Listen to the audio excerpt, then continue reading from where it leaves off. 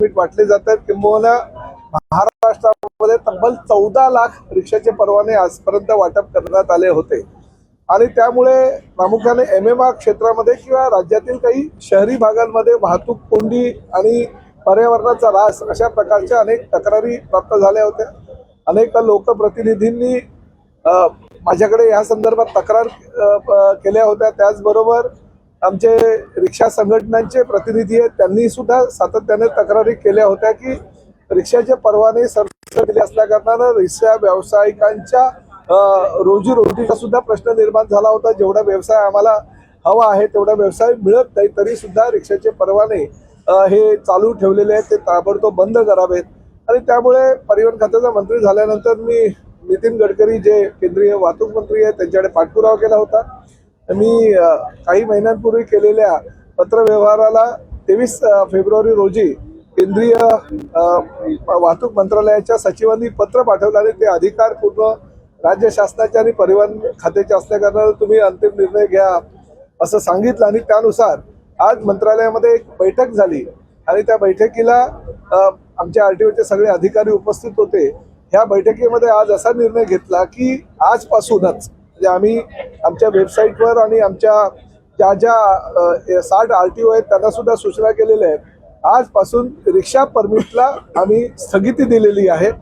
राज्य शासनाच्या कॅबिनेटकडे आम्ही काही जे अटी आणि नियम आहेत त्या अटी आणि नियमांवर परवाने द्यावेत का अशी विचारणा करणार आहोत आणि त्यानंतरच अंतिम निर्णय घेणार आहोत। परंतु आजपासून महाराष्ट्रामध्ये जे परमिटचं वाटप केलं जात होतं, किंबहुना प्रत्येक आरटीओकडनं आम्ही जी माहिती घेतली 5 पासून ते 50 परमिट दररोज अप्लिकेशन आमच्याकडे येत होते, त्या पूर्ण 9 मार्च पासून सर्व परमिटना आम्ही स्थगिती दिलेली।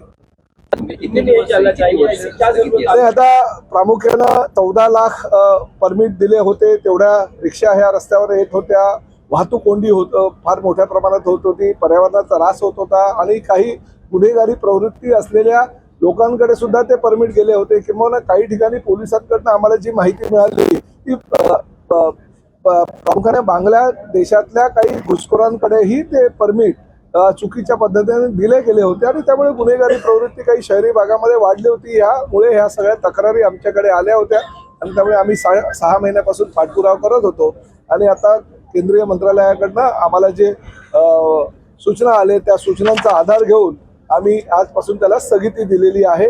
काही सुशिक्षित बेरोजगारांना किंवा महाराष्ट्रातील अनेक बेरोजगार तरुण तरुणी आहेत त्यांना त्यांच्या व्यवसायासाठी काही उदरनिर्वाहासाठी साधन असावं म्हणून आम्ही रद्द केलेलं नाही।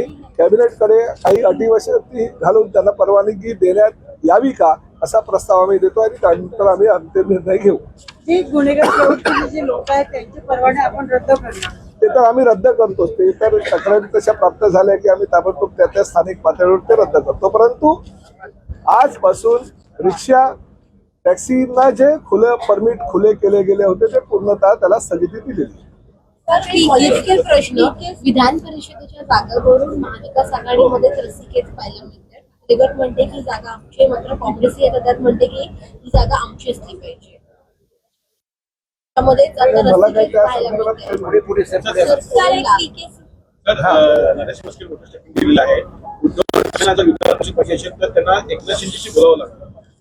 शेवटी कसे आहे, समन्वयानं काही गोष्टी साध्य केल्या जातात। बघा, कल्याण महापालिकेची निवडणूक होती, आम्ही सुद्धा त्यांच्या काही लोकांशी बोललो आणि ठाण्यामध्ये सुद्धा काही दुसऱ्या लोकांशी पण आम्ही बोललो। त्यामुळे समन्वयानं प्रत्येक ठिकाणी काही गोष्टी साध्य केल्या जातात।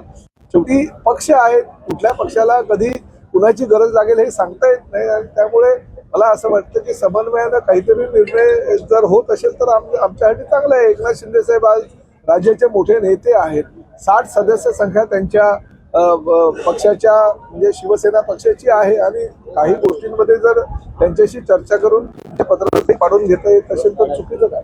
सर, बांगलादेशचा जो विषय काढलेला आहे असं एक समोर माहिती येते का पोलीस बांगलादेश पकडतात पण त्यांना रॅशन कार्ड मिळते अशी सिस्टम सुरू आहे। रॅशन कार्ड नाही, पोलिसांनी जर कारवाई केली असेल आणि अशा बांगलादेशी घुसखोरांना जर पकडले असेल तर त्यांच्यावर कडक कारवाई केली जाईल। किंवा त्यांना जे काही मदद करणारे लोक आहेत त्यांच्यावरही कारवाई तो हिंदी में जानना चाहेंगे, एक हिंदी में जानना चाहेंगे। आपने कहा कि कुछ बांग्लादेशी लोगों को जो है ऑटो परमिट मिला है, उस पर भी सरकार जो है ध्यान दे रही है, क्या मसला है? देखिए बहुत दिनों से चर्चा चल रही थी, MMR रीजन में कोई भी आता था ऑटो रिक्शा